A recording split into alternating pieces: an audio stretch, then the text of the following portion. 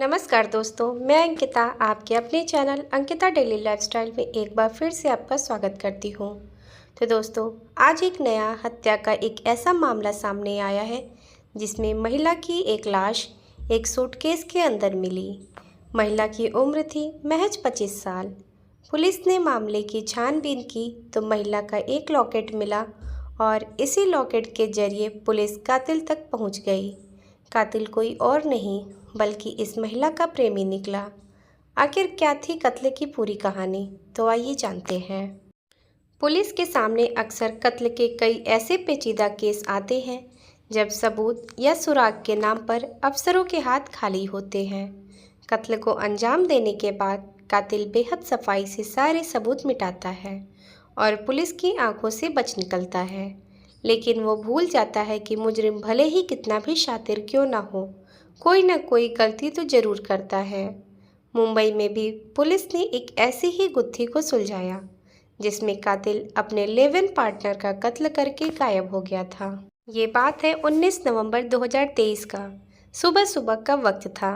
मुंबई के कुर्ला चेंबूर में metro train का काम चल रहा था। सुबह जब मजदूर साइट पर पहुंचे तो उन्होंने देखा कि 2 बैरिकेड जमीन पर गिरे पड़े हैं।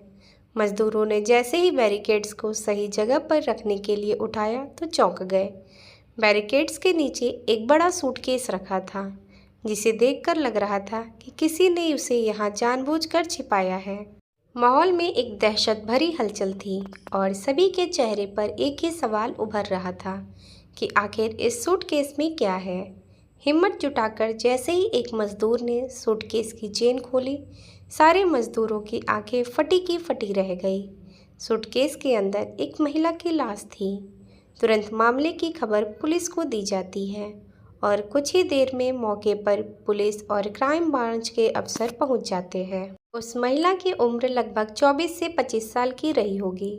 पुलिस को लाश के गले में एक क्रॉस निशान वाला लॉकेट मिलता है जिससे अंदाजा हो जाता है कि मृतक महिला ईसाई धर्म से है। साथ ही पोस्टमार्टम रिपोर्ट में ये भी खुलासा होता है कि किसी धारदार तार से गला घोंटकर उसे मारा गया है। महिला कौन थी, कहाँ की रहने वाली थी और इस तरह बेरहमी से किसने उसका कत्ल किया, इन सवालों के साथ पुलिस की तफ्तीश शुरू होती है। क्राइम ब्रांच की टीम सबसे पहले आसपास के सभी चर्चों में पूछताछ करती है।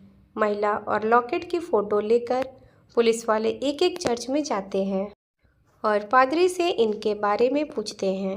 इसके अलावा ईसाई धर्म से जुड़े व्हाट्सएप और टेलीग्राम ग्रुप्स में भी महिला की फ़ोटो शेयर कर दी जाती है।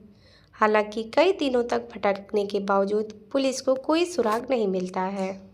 इस बीच क्राइम ब्रांच के पास कांदीवली चर्च के पादरी का फ़ोन आता है जो बताते हैं उन्हें मृतक लड़की के बारे में कुछ अहम जानकारी मिली है। दरअसल पादरी ने लड़की की फ़ोटो अपने समुदाय से जुड़े फेसबुक पेज पर शेयर की थी, जिसे देखने के बाद उड़ीसा के एक चर्च के पादरी ने उनसे संपर्क किया।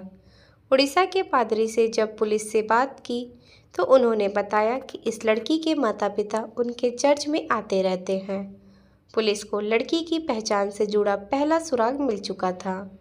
तुरंत उसके माँ बाप से संपर्क साझा किया जाता है। तस्वीर देखकर माता पिता अपनी बेटी को पहचान लेते हैं। वो लाश 25 साल की प्रतिमा पावल किस्पोटा की थी। परिवार बताता है कि उनकी बेटी मुंबई की एक हाउसिंग सोसाइटी में काम करती थी और यहाँ अपने लिव इन पार्टनर आस्कर मनोज बर्ला के साथ रहती थी। परिवार वाले ये भी जानकारी देते हैं कि हाल ही के दिनों में दोनों के बीच अक्सर झगड़े होने लगे थे। अब पुलिस उनसे मनोज का नंबर लेकर उसे फ़ोन करती है, लेकिन उसका मोबाइल स्विच ऑफ था।